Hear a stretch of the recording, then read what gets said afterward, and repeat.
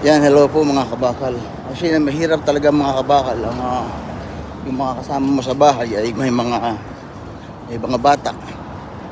Pero syempre, nahihiya naman tayo at naaawa tayo sa kanila sa sitwasyon nila.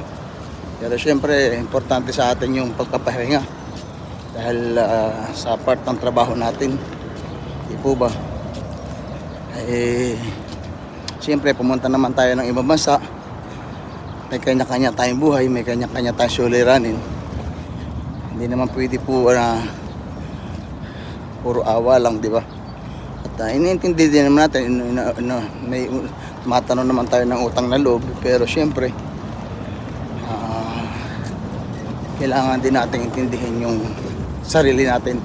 Kasi pag nagkasakit po tayo, wala namang ibang magiging tayo sa dito kundi sarili din natin. Wala tayong masyado tulog ngayon. So ayan, punta na lang tayo sa trabaho po.